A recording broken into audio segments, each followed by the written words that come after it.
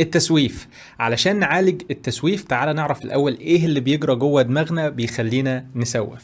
توضيح سريع قبل بداية الفيديو ده هو عبارة عن جزء من تلخيص كورس تعلم كيف تتعلم، فلو انت كنت اتفرجت على الفيديو الطويل ممكن ما تحتاجش تتفرج على الجزء ده. انجوي. دلوقتي انت بيكون وراك حاجة انت لازم تعملها، مثلا واجب، شغل، مذاكرة، بس انت مش حابب تعملها. حتة ان انت مش حابب تعملها ده بيترجم في الدماغ او بيفعل في الدماغ مراكز الألم، فانت بتحس بألم فعلا، فدماغك مش عايزك تحس بألم، فبيحاول يصرفك لفكرة ممتعة اكتر بشكل مؤقت، وبيحاول يلاقي لك حجج ومبررات علشان تنصرف عن الحاجة اللي مسببة لك ألم في دماغك. حاجات مثلا زي هذاكر قبل الامتحان علشان المادة تبقى فريش وملحقش انساها، او هذاكر لما الساعة تيجي 9 بالظبط، او هروح اشتري القلم اللي انا بحب اكتب بيه علشان اذاكر بفاعلية، او انا جعان هذاكر بعد ما اكل، وطبعا كلنا عارفين ايه اللي بيحصل بعد الاكل، في شاي وفي نوم وفي حاجات تانية كتير، او هتفرج على حلقة من المسلسل وبعدين ابدأ كده نشيط ومستعد، وكلنا عارفين برضو ايه اللي بيحصل بعد ما تتفرج على اول حلقة، بتجيب تاني حلقة وتتفرج على السيزون بالكامل. انا عملت برضو كده على فكرة. طيب احنا دلوقتي فهمنا التسويف وايه اللي بيجرى بالضبط في دماغنا. ايه الحل؟ صراحة في أكتر من حل.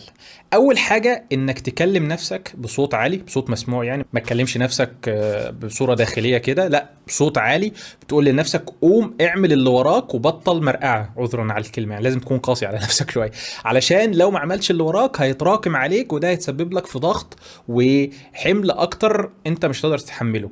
ده إلى حد ما يعني كأنك بتضرب نفسك كده علشان تقوم تعمل اللي وراك.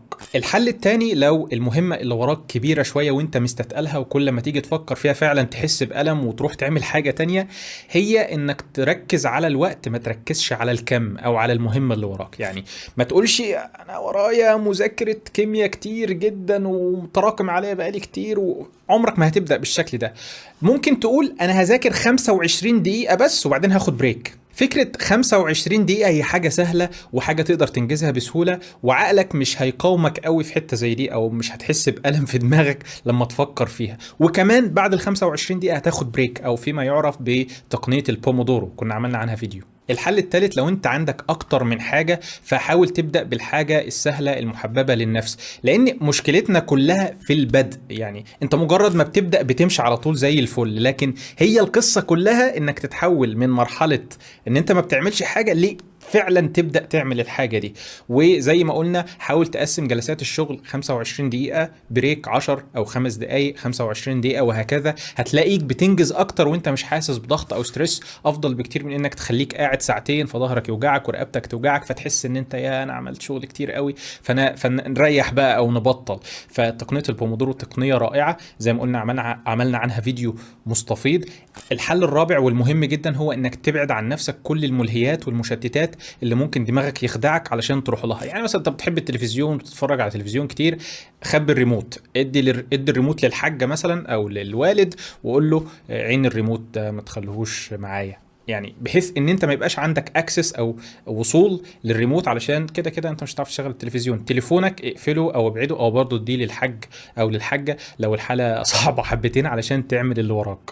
الحل الخامس وهو انك تقول لنفسك ان انت هتكافئ نفسك بالحاجة اللي انت كنت هتتشتت بيها بس بعد ما تنجز ال 25 دقيقة بتوعك. يعني مثلا انت بتحب الجيمز على التليفون او بتحب الجيمز على الكمبيوتر، فتقول نفسك هتكافئ نفسك بجيم او بجيمين، يا سيدي خلينا نكون كرمة، يلا ان شاء الله معانا حد حوش، بعد ما تنجز ال 25 دقيقة بتوعك. دي حاجة فعالة جدا، خاصة في انك تكسر نقطة البداية، اللي هو انت في مكافأة بعد ال 25 دقيقة ومكافأة حلوة ومحببة للنفس، فالاتنين هيخدموا على بعض. المكافأة هتخليك تبدأ الجلسة بتاع البومودورو اللي هي 25 دقيقة وتبدأ فعلا تنجز، والإنجاز ده هتكافئ عليه بإنك تلعب، واللعب هيخليك، وهكذا. فتقنية أو استراتيجية هبلة شوية بس فعالة جدا جدا جدا. كمان اللعب او ايا كان الحاجه اللي هتكافئ نفسك بيها هي بيسموها كده guilt free enjoyment او متعه خاليه من الذنب. انت مش حاسس ان انت وراك حاجه وانت بتلعب، ففي ضميرك بقى بيصحى